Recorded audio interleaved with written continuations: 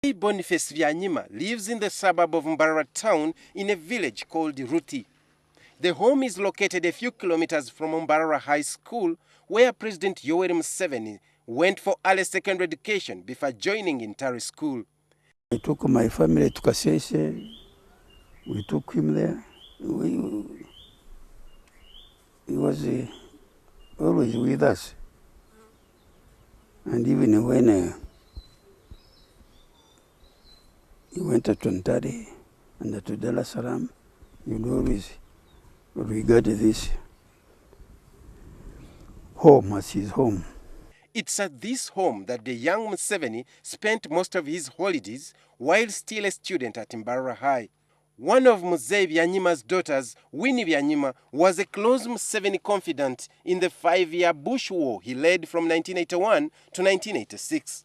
Even after he took over power, Museveni appointed Winnie Uganda's representative to UNESCO in Paris, France. Winnie is now married to Museveni's bitter political rival, FDC party president Dr. Kizza Besigye. Mzee Byanyima offered material support to the young Museveni in the form of pocket money after he learned that his parents had separated. This support did not only stop at Museveni, he also took care of his mother when she needed care. His mother was attacked by thieves. She sent a message to me to bring her here. I sent my son Bernard, who collected her. We stayed with her. Mzee Byanyima, who served for many years as the national chairman of the opposition Democratic Party, describes a youthful Museveni as a person who would not mingle freely with fellow children at home. He called himself a name which can suggest his character.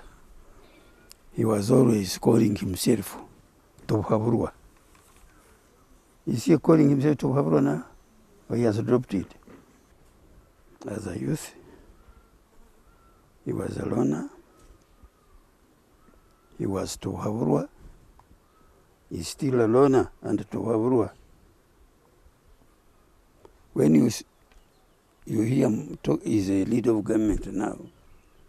When he's talking about what the government has done, he doesn't say, "We have done that."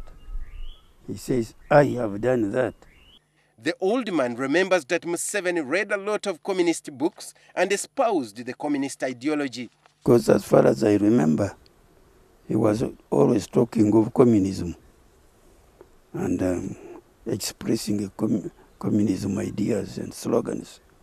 There were streaks of communism in Museveni in the early days of his reign post-1986, but since the mid-1990s, with the advent of IMF policies, Museveni has been a strong disciple of capitalism. Museveni's rise to fame is something that still puzzles Mzee Byanyima because he describes his childhood as a total contrast to the current Museveni. The old man says as a young man, Museveni seemed to have no ambitions to lead, let alone aspire for national leadership.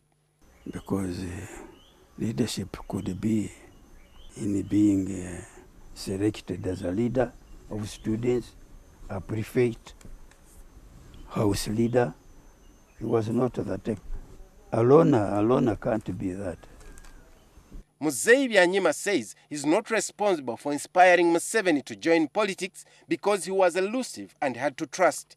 I told you his name was Tobhaburwa. He can't learn anything from you. Museveni cannot be a friend of anybody. He himself said that he has no friends. And I was not his friend.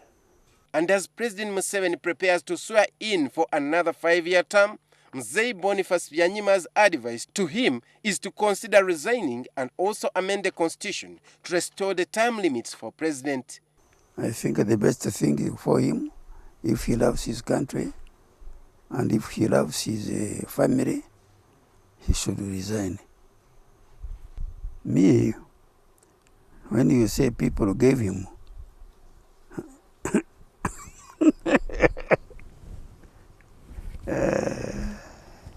Hilary Isiga, NTV.